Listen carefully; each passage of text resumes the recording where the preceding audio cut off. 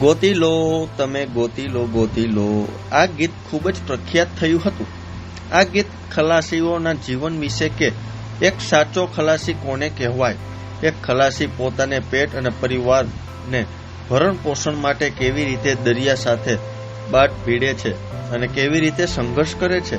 ત્યારે local 18ની team મધદરિયે તોફાનોની સામે પણ અડીખમ ઊભા રહેતા અને દરિયા સાથે બાટ ભીડતા ખલાસીઓ સુધી પહોંચી હતી અને ખલાસીઓનું જીવન કેવું હોય છે તેને નજીકથી જાણવાનો પ્રયત્ન કર્યો હતો। ત્યારે જુઓ અમારો ખાસ અહેવાલ।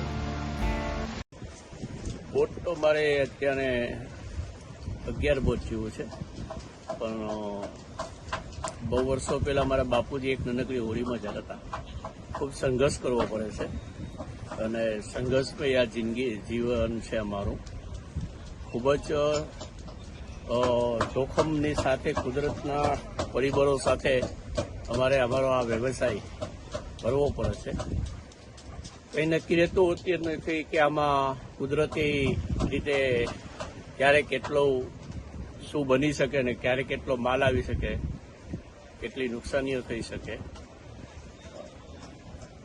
અમારું જીવન દરિયા સાથે હાલની પરિસ્થિતિ જોતા ખૂબ દૂર જવું પડે છે। ખૂબ લાંબા કિનારા અને કેટલા જઈએ ત્યારે માછી મળે છે। આજના સમયમાં ડીઝલના અને અન્ય બધી વસ્તુઓના ભાવ વધારાના હિસાબે ખૂબ સંઘર્ષમય જિંદગી જીવી ને અમારું ગુજરાન ચલાવવું પડે છે।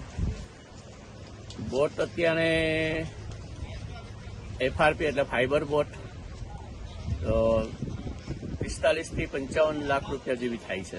અમારે ટ્રીપમાં લઈ જાય તો આમાં રાશન, આઈસ, ફ્યુલ એ બધું લઈ જાય છે ને અમારી ટ્રીપ 15 થી લઈને 20 દિવસ 22 દિવસ સુધી માછલી નહીં મળતી હોય તો 22 દિવસ 24 દિવસ સુધી થઈ જાય છે।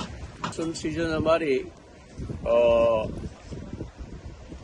6 મહિનાની 1 તારીખથી લઈ અને 1 મહિનાની ઓગસ્ટ સુધી બંધ સિઝન છે। અત્યારે કેટલુંક લોકોની ક્લાઇમેટના કારણે અને હવામાનનું ના કારણે 15 ઓગસ્ટની માંગ છે।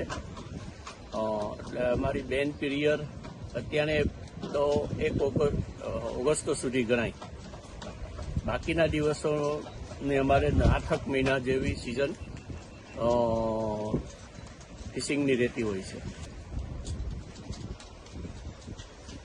ફિશિંગ દરમિયાન ખૂબ જ ડીપમાં જતી હોય છે તો પરિવારમાં જ્યારે બોટ નહીં આવી હોય અથવા તો કોન્ટેક્ટ લોસ્ટ હોય ત્યારે ખૂબ જ ભયનો અને ખૂબ ડરનો ઓલું વાતાવરણ હોય છે।